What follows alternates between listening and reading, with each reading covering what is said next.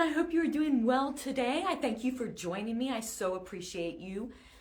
Today, we are going to talk about that four-letter word, diet. Now, I know many people start the year with New Year's resolutions and are going to stick with their diet this time. How's that going for you? We're several days into the new year now, and a lot of people are probably starting to cheat a little bit. And I am here to tell you that you don't have to be on a diet. Food is not the enemy. Healthy eating is not about restricting food and limiting food. Healthy eating is about enjoying food. My name is Dr. Jeanette DeWitt. I'm a doctor of physical therapy. I'm a life transformation coach, and I'm also a specialist in fitness nutrition. I am here to tell you, if you are tired of dieting, you don't have to diet. A diet, let me just say, everybody is on a diet. Some diets are better than other diets, but really what a diet is a food plan. And some food plans are actually healthier than other food plans. A lot of people make the mistake that if they diet, it means they have to restrict their calories. It means they have to stop eating bad foods.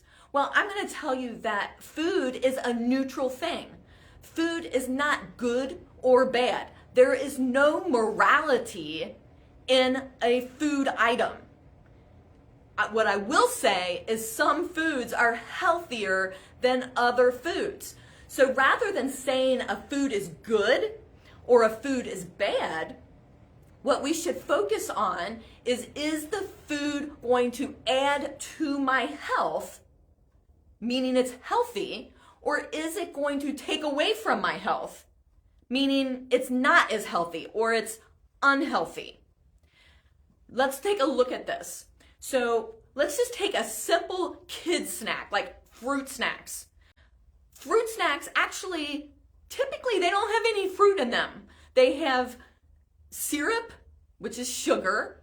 They have flavoring, which may have some natural flavors in it. And it's processed.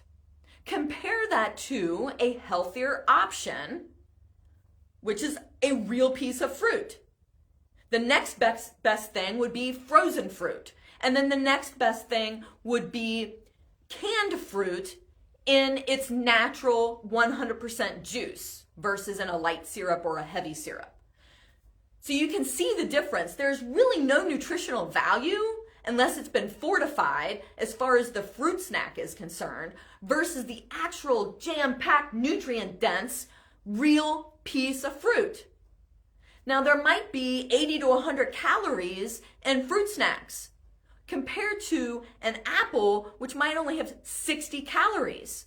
So not only are you getting more nutrients in the real fruit, but you're also eating less calories. In addition, that apple has fiber in it. What does fiber do? It makes you feel full. So it satiates you.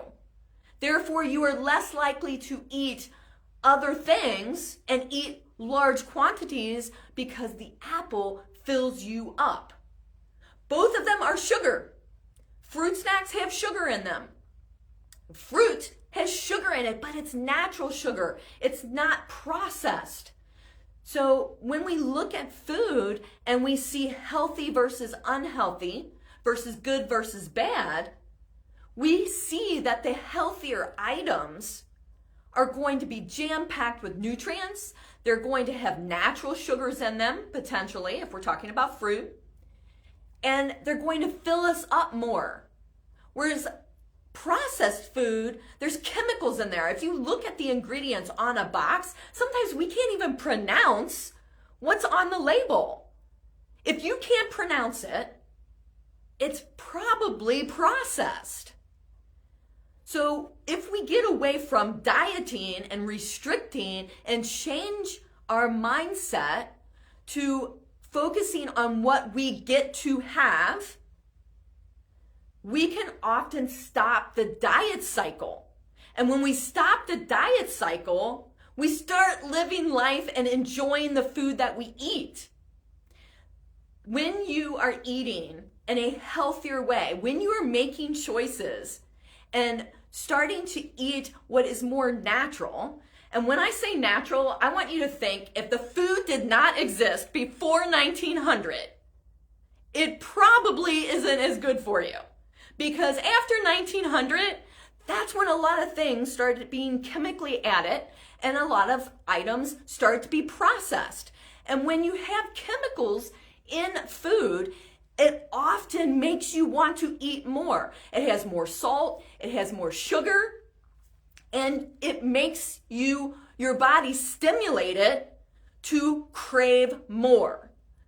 There's a reason that a certain brand of potato chips says, bet you can only eat just one.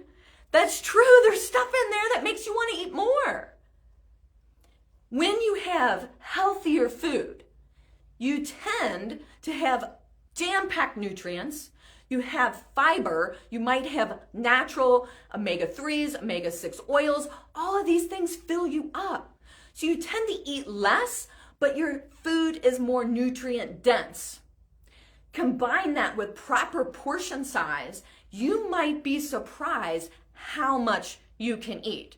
When I work with people and I share with them, and if you followed some of my posts, especially recently, you see the quantity of food I eat. And through the holidays between Thanksgiving and New Year's, I actually lost 4.5 pounds because I was eating more nutrient-dense food. Now, I'm not going to tell you that I didn't have a Christmas cookie, because I absolutely had a Christmas cookie.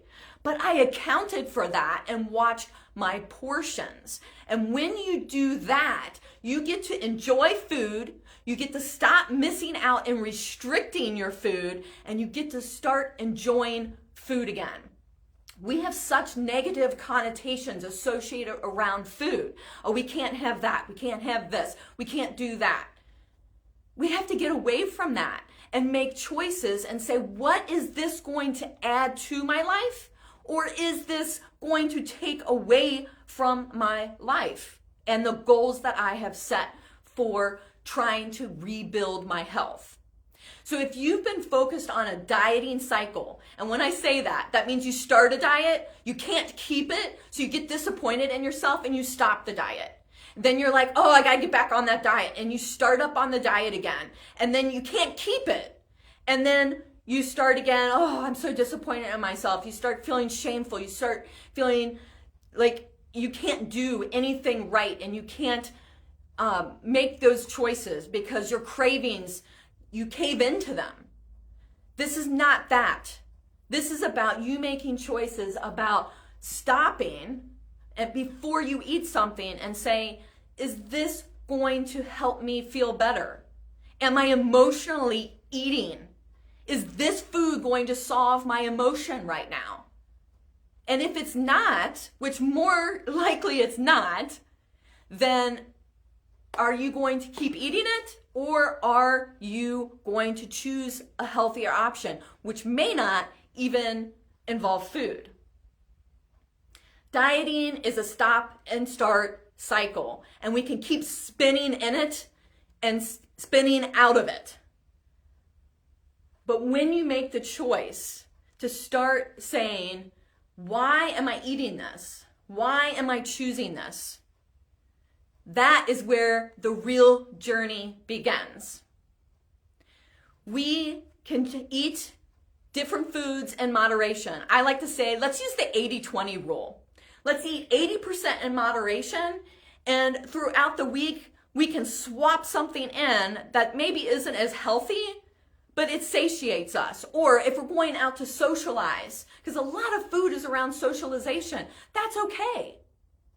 I'm all for fellowship. I'm all for community coming together around a really good meal. But let's account for that. And there's tons of healthy options out there, or healthier options out there that you can choose from. We can just swap out some things throughout the week so we meet that 80-20 rule without feeling like we're deprived, without feeling like we're missing out, without feeling like we have to be the one to have perfect control over everything. Not possible. It's absolutely not possible. So just to kind of recap a little bit, food is neither good nor bad. It is healthy, healthier, and maybe healthiest. We also have food that is unhealthy, but it sure tastes good, right? And it's okay to do that every once in a while. It's okay to have small portions of that. You see a chocolate cake at a birthday party and you're like, oh, I really want some cake. Stop and think. Are you on that 80-20 rule? Did you account for that? Or can you have a little bit of cake and be completely fine with that without going back and having 3 slices? It's all about choices. You don't have to be on a diet. A diet is a food plan. What food plan are you going to be on? Are you going to be on a food plan that makes you feel good, makes you have more energy, gives you concentration and focus? Or are you going to have a food plan that spikes your sugar up, then drops you, then makes you emotional, then brings you back down again, where you're burning and crashing, or crashing and burning all day long, day after day after day? I encourage you to create a food journal. For this week, go ahead and just write down everything you eat. There's no judgment in this at all. It's about having fun and looking at what you eat, when you eat, why you eat. And when you do that for a week, what you're going to find is that there are some trends that you're going to look at. Maybe it's, oh, I don't really eat breakfast, so by noon I'm starving and I eat a ton of stuff that's really not that great, and nor does it make me feel very good. Or maybe I start the day off really, really well, but at 3 o'clock I just plummet.